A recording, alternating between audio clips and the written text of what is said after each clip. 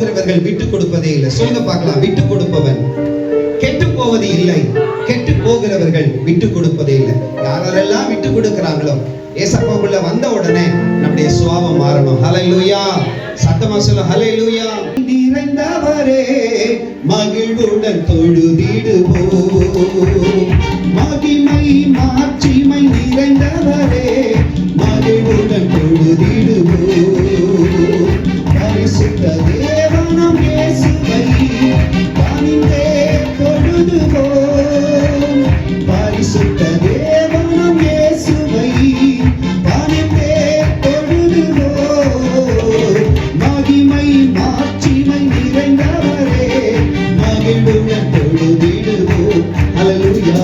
மகிமை மாட்சிமை நிறைந்தவரே மகிழ்வுடன் தொழுதிடுவோம். கரங்களை சொல்லுவோம். மகிமை மாட்சிமை நிறைந்தவரே மகிழ்வுடன் தொழுதிடுவோம். ஒருவரும் சேரா ஒளியில் வாசம் செய்பவரே, ஒருவரும் சேரா ஒளியில் வாசம் செய்பவரே, ஒளியினில் தங்குவேன் இதயத்தில் வாசம் செய்யும்.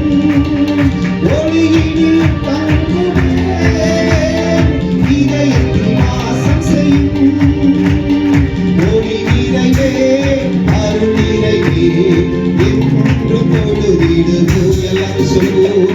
ஒளி நிறைவே அருள் நிறைவே என்று தொழுதிடுவோம். மகிமை மாட்சிமை நிறைந்தவரே மகிழுடன் தொழுதிடுவோம். ஹல்லேலூயா. மகிமை மாட்சிமை நிறைந்தவரே மகிழுடன் தொழுதிடுவோம். என் கூடவே இரும் ஓ இயேசுவே, நீர் இல்லாமல் நான் வாழ முடியாது. என் பக்கத்திலே இரும் ஓ இயேசுவே, நீர் இல்லாமல் நான் வாழ முடியாது. கரங்களை உயர்த்தி சொல்லுவோம். ஹல்லேலூயா. ஹல்லேலூயா. ஹல்லேலூயா. ஹல்லேலூயா.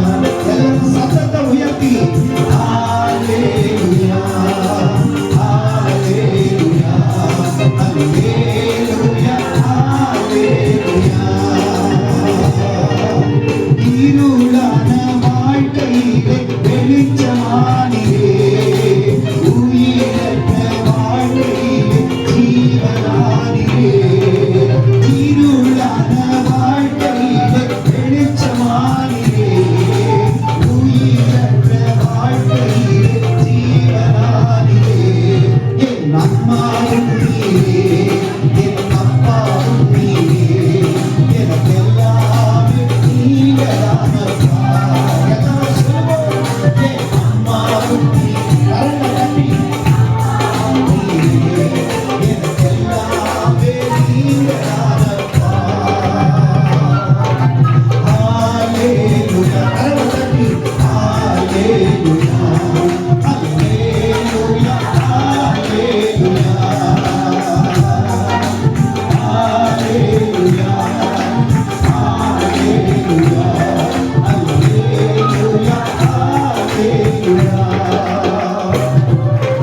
கண்ணீர் சிந்தும் நேரத்திலே தாயுமானியே, காயப்பட்ட நேரத்திலே தகப்பனானியே.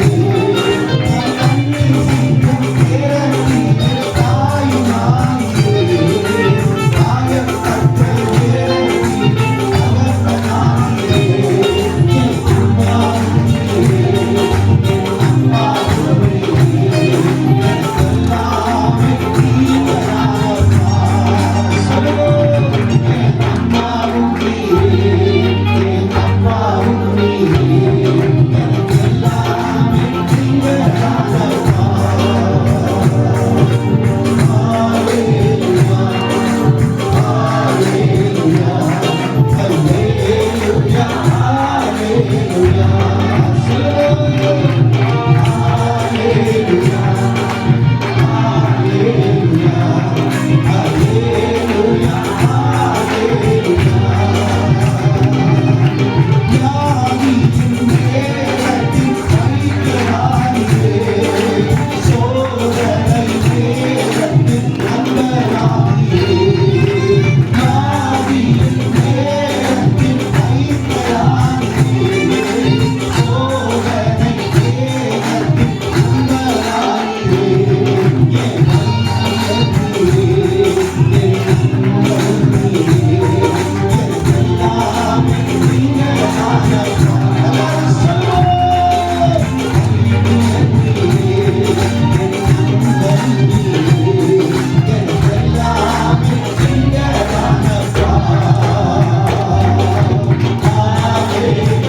சொல்லுவோம்.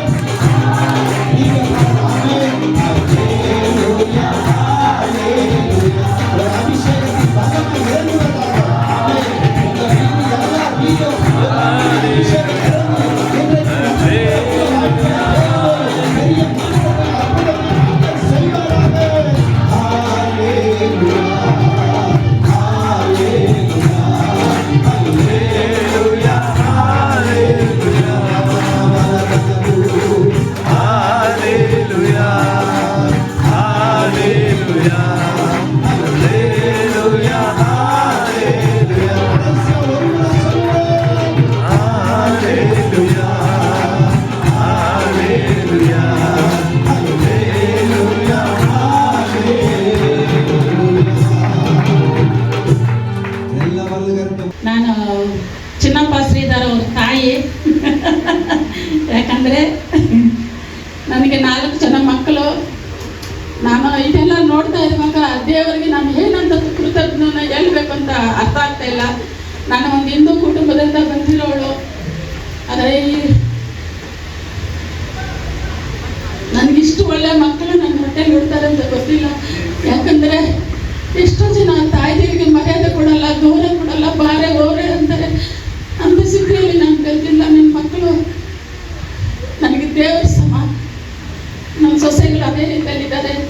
4 ಜನ ಸೊಸೆಗಳು, 7 ಜನ ಮೊಮ್ಮಕ್ಕಳು. ಆದರೆ ನಾನು ಹುಟ್ಟಿ ಬೆಳೆದಿದ್ದ ಆಂಧ್ರ ಪಟ್ಟಣದಲ್ಲಿ. ಹಿಂಗಂದರೆ 1000 ಏನು ಬೀಳ್ತಾ ಇತ್ತು. ತಲೆ ಎಲ್ಲ ಹುಣ್ಣು, ಮರದ ಕೆಳಗಡೆ ಮಲ್ಕೊಂತ ಇದೆ. ನನ್ನ ತಾಯಿ ತಂದೆ ಚಿಕ್ಕದಲ್ಲೇ ಸತ್ತೋದ್ರು. ನಾನು ಬೆಂಗಳೂರಿಗೆ ಬರ್ತೀನಿ, ಇಷ್ಟೆಲ್ಲ ನೋಡ್ತೀನಿ, ನಿಮ್ಮ ಮಧ್ಯದಲ್ಲೆಲ್ಲ ನಾನು ಇರ್ತೀನಿ ಅಂತ ನಾನು ನೆಲೆಸಲಿಲ್ಲ. ನಾನು ಬಾವಿಯಲ್ಲಿ ಬೀಳಬೇಕು, ಹಿಂಸೆ ತಡೆಯಕ್ಕಾಗ್ತೀರ. ಬಾವಿಯಲ್ಲಿ ಬೀಳಕ್ಕೆ ಹೋಗಿ ಬಾವಿ ಮುಂದೆ ನಿಂತ್ಕೊಂಡು ಕೂತ್ಕೊಂಡು ಬಾವಿ ಹಲ ನೋಡಿದೆ.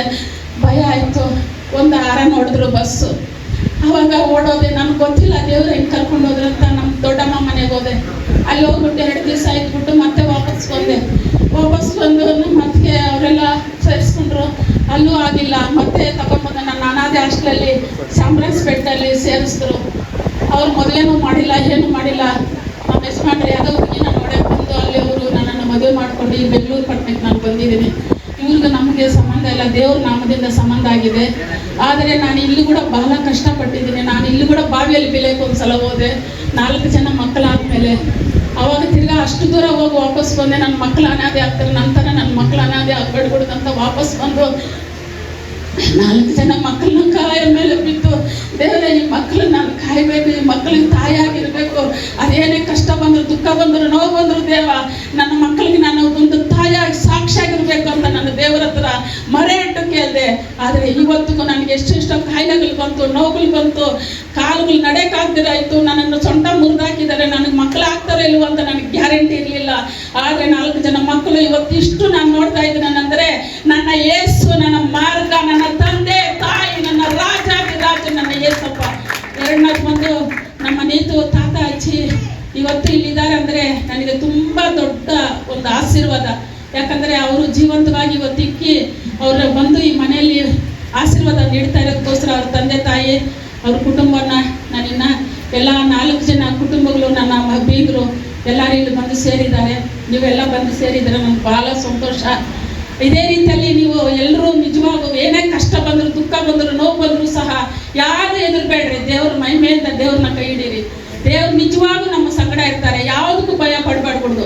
ನಾನು ಕಲ್ತಿರೋದು ಅದು ಒಂದು, ದೇವ್ರನ್ನ ಮಾತ್ರ ನಂಬಿದ್ದೀನಿ. ಇವತ್ತು ನನ್ನ ಮಕ್ಕಳು, ನನ್ನ ಗಂಡ, ನನ್ನ ಕುಟುಂಬ, ನನ್ನ ಆಸ್ತಿ, ನನ್ನ ಪಾಸ್ತಿ ಅಂತ ನಾನು ನಂಬಲ್ಲ. ನನ್ನ ಯೇಸುನೇ ನನ್ನ ನಂಬೋದು.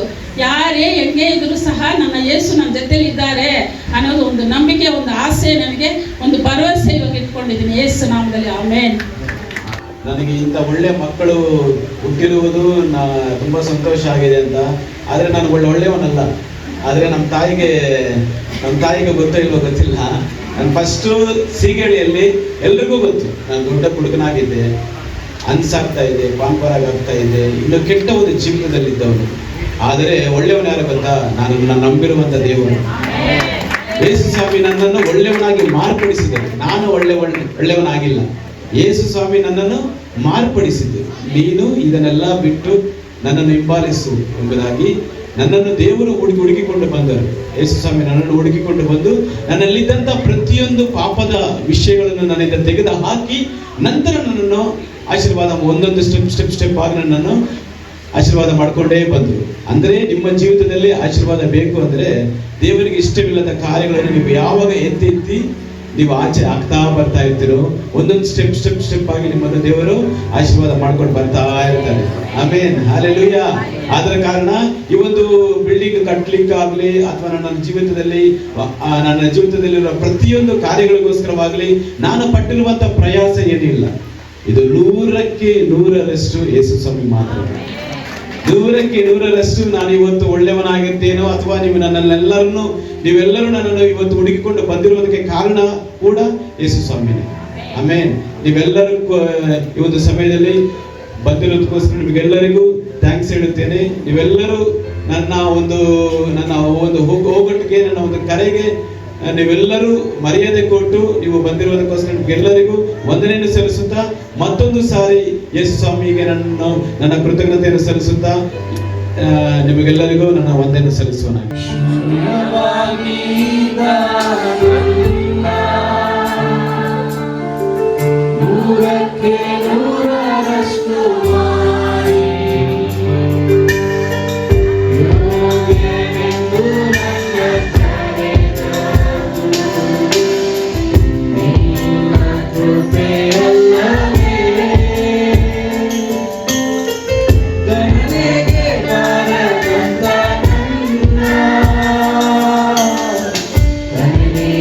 ಮಾಡಿದ್ದು ನಿನ್ನ ಕೃಪೆಯೇ.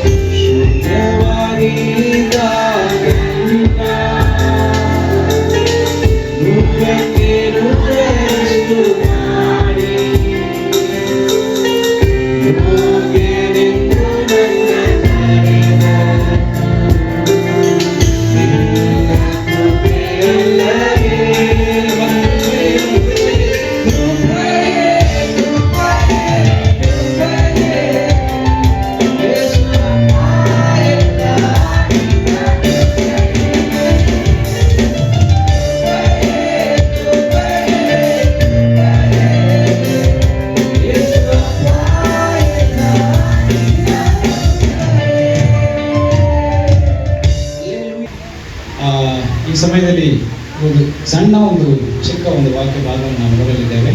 ಆ ಒಂದು ವಾಕ್ಯ ಭಾಗವನ್ನು ನಾವು ನೋಡಲಿರುವಾಗ ನಾನು ಮೊಟ್ಟ ಮೊದಲನೇದಾಗಿ ಕುಳಿತು ಆರಾಧನೆ ಮಾಡುತ್ತಿರುವಾಗ ಸ್ವಲ್ಪ ವಾಲ್ಯೂಮ್ ಕಡಿಮೆ ಮಾಡಿ ಎಕೋ ಆಗ್ತದೆ.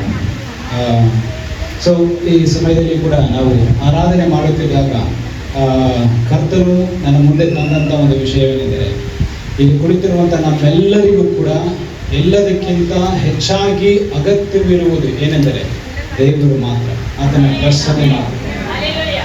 ದೇವರು ನಮ್ಮೊಟ್ಟಿಗೆ ಇರುವುದಾದರೆ ನಾವು ಅಸಾಧ್ಯವಾದ ಕಾರ್ಯಗಳನ್ನು ಸುಲಭವಾಗಿ ನಾವು ಮಾಡಬಹುದು. ದೇವರು ನಮ್ಮ ಜೊತೆ ಇರಬೇಕು, ಅಷ್ಟು ಮಾತ್ರವೇ ಸಾಕು. ಹಲ್ಲೆಲೂಯಾ.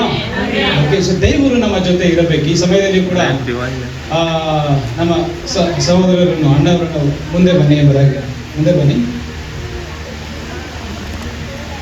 ಈ ಒಂದು ಮನೆ ಆಗಿರಬಹುದು ಅಥವಾ ಇದುವರೆಗೂ ಕರ್ತನು ಸಹೋದರ ಅಣ್ಣನವರ ಜೀವಿತದಲ್ಲಿ ಮಾಡಿದಂಥ ಎಲ್ಲ ಕಾರ್ಯಗಳಲ್ಲಿ ಅದರಲ್ಲಿ ಈ ಒಂದು ಕಾರ್ಯ ಒಂದು ಅದ್ಭುತವಾದ ರೀತಿಯಲ್ಲಿ ದೇವರು ಮಾಡಿದ್ದಾರೆ. ಸೊ ಇದಕ್ಕೆ ನಾನು ಒಂದೇ ಒಂದು ಸೆಂಟೆನ್ಸ್ ನಲ್ಲಿ ಆನ್ಸರ್ ಕೇಳಬೇಕಂದ್ರೆ ಇದಕ್ಕೆಲ್ಲ ಕಾರಣ ಏನು ಎಂಬುದಾಗಿ ಏನು ಹೇಳ್ತೇವೆ? ಯೇಸು ಸ್ವಾಮಿ. ಓಕೆ, ಒಂದು ಸೆಂಟೆನ್ಸ್ ಹೇಳಿದೆ, ಒಂದೇ ಶಬ್ದದಲ್ಲಿ ಮುಗಿಸ್ಬಿಟ್ಟು. ಓಕೆ, ನಾನು ಹೇಳಿದ ಪ್ರಕಾರವಾಗಿ ಕರ್ತನು ಈಗ ಸದ್ಯಕ್ಕೆ ನಾವು ಜೊತೆಯಲ್ಲಿ ನಿಂತಿರುವ ಪ್ರಕಾರವಾಗಿ, ಓಕೆ, ಈ ರೀತಿಯಾಗಿ ಏಸಪ್ಪ ಅಣ್ಣನ ಜೊತೆಯಲ್ಲಿ ನಿಂತಿದ್ರು, ಅದಕ್ಕೋಸ್ಕರ ಇದೆಲ್ಲ ಆಗಿದೆ. ಅದೇ ರೀತಿಯಲ್ಲಿ ನಿಮ್ಮ ಜೊತೆಯಲ್ಲಿ ದೇವರು ಈ ರೀತಿಯಾಗಿ ಇದ್ರೆ ಸಾಕು. ನೀವು ನೆನೆಸಿ ಕೂಡ ನೋಡಿರುವುದಿಲ್ಲ ಅಂತ ಒಂದು ಸ್ಥಾನಕ್ಕೆ ದೇವರು ನಿಮ್ಮನ್ನು ಏರಿಸುತ್ತಾರೆ ಅಂತ. ನಾನು ಹೇಳ್ತಾ ಇಲ್ಲ ಎಲ್ಲರಿಗೂ ಈ ತರ ದೊಡ್ಡ ದೊಡ್ಡ ಮನೆ ಸಿಗುತ್ತೆ ಅಂತೇಳಿ. ಓಕೆ, ಆ ರೀತಿಯಾಗಿ ನಾನು ಹೇಳ್ತಾ ಇಲ್ಲ. ಕರ್ತನ ಚಿತ್ತವಿದ್ದರೆ ಸುಲಭವಾಗಿ ದೇವರು ಕೊಡ್ತಾರೆ, ಇದೇನು ದೊಡ್ಡ ವಿಷಯ ಅಲ್ಲ. ದೇವರು ಎಷ್ಟು ಒಳ್ಳೆಯವರು, ದೊಡ್ಡವರು ಅನ್ನುವುದಕ್ಕೆ ಈ ಮನೆ ಒಂದು ಸಣ್ಣ ಉದಾಹರಣೆ ಅಷ್ಟೇ, ದೊಡ್ಡದೇನಿಲ್ಲ. ಇದು ಚಿಕ್ಕ ಸಣ್ಣ ಉದಾಹರಣೆ. ಓಕೆ, ಇನ್ಫ್ಯಾಕ್ಟ್ ಈ ಸಮಯದಲ್ಲಿ ಈ ಒಂದು ಅಣ್ಣ ಮತ್ತು ಕುಟುಂಬದವರಿಗೆ ನಾವು ಡಿಕ್ಲೇರ್ ಮಾಡಲು ಬಯಸುತ್ತೇವೆ ಏನೆಂದರೆ, ಈ ಒಂದು ಕಾರ್ಯ ನಡೆದಿರುವಂತಹ ಈ ಒಂದು ಕಾರ್ಯ ಇದು ಕೇವಲ ಪ್ರಾರಂಭನೆ. ಇದು ಕೇವಲ ಪ್ರಾರಂಭನೆ, ಇನ್ನು ದೊಡ್ಡ ವಿಷಯಗಳಿದೆ ಬರುವುದಕ್ಕೋಸ್ಕರ. Hallelujah, hallelujah. ಓಕೆ, ಒಂದು ಸಾರಿ ಕೂಡ ನಾವು ನೋಡುವಾಗ, ಹಿಂತಿರುಗಿ ನೋಡುವಾಗ, ಈಗ ಕುಟುಂಬದ ಪರವಾಗಿ ಕೂಡ ನಾನು ಮಾತನಾಡುತ್ತಿರುವಾಗ ಕೊನೆಯದಾಗಿ ಅಣ್ಣನವರು ಎಲ್ಲ ಮುಗಿದ ನಂತರವಾಗಿ ದೇವರಿಗೆ ಸ್ತೋತ್ರವನ್ನು ಹೇಳುವಂತ ಒಂದು ಕಾರ್ಯವನ್ನು ಮಾಡುತ್ತಾರೆ. ಸೊ ಈ ಸಮಯದಲ್ಲಿ ಕೂಡ ದೇವರು ನಮ್ಮ ಜೊತೆಯಲ್ಲಿ ಇರುವುದಾದರೆ, ಈ ಸಮಯದಲ್ಲಿ ಒಂದು ಯಾರಾದರೂ ಒಬ್ಬರು ಕೀರ್ತನೆ 34:5 ಕನ್ನಡದಲ್ಲಿ ನಾವು ಓದಿಕೊಳ್ಳುವ ಕೀರ್ತನೆ 34ನೇ ಕೀರ್ತನೆ, ಅದರಲ್ಲಿ 5ನೇ ವಾಕ್ಯ.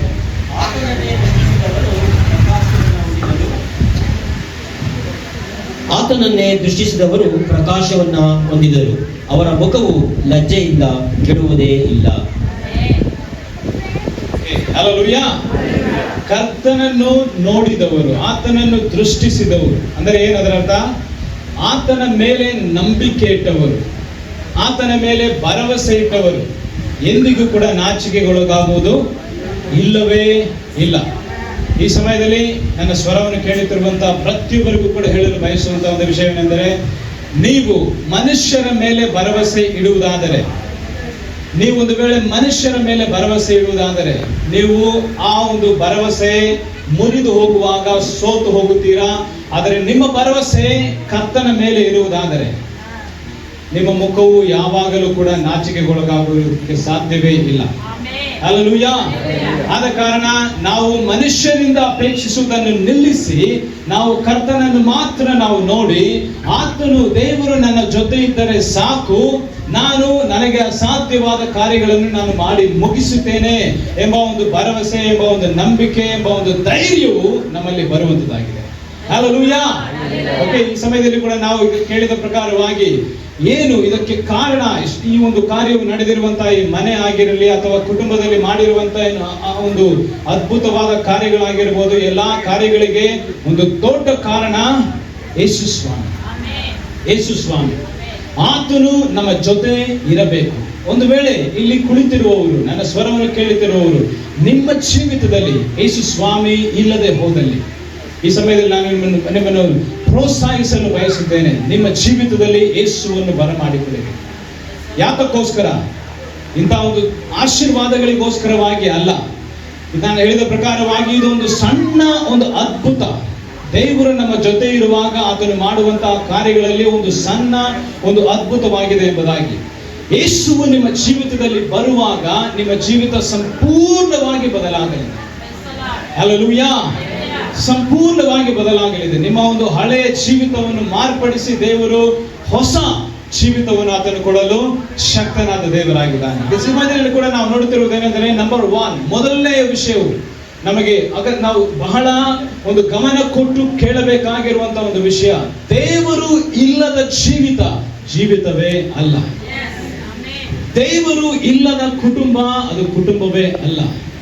ದೇವರು ಇಲ್ಲದೆ ನಾವು ಯಾವುದೇ ಕಾರ್ಯಗಳನ್ನು ಮಾಡುವಾಗ ಆ ಕಾರ್ಯದಲ್ಲಿ ನಾವು ಒಂದು ಯಶಸ್ವಿಯನ್ನು, ದೇವರು ಬಯಸುವ ರೀತಿಯಲ್ಲಿ ಯಶಸ್ವಿಯನ್ನು ಪಡೆಯುವುದಕ್ಕೆ ಸಾಧ್ಯವಿಲ್ಲ. ಸೊ ಮೊದಲನೇದಾಗಿ ದೇವರು ನಮ್ಮ ಜೊತೆ ಇರಬೇಕು.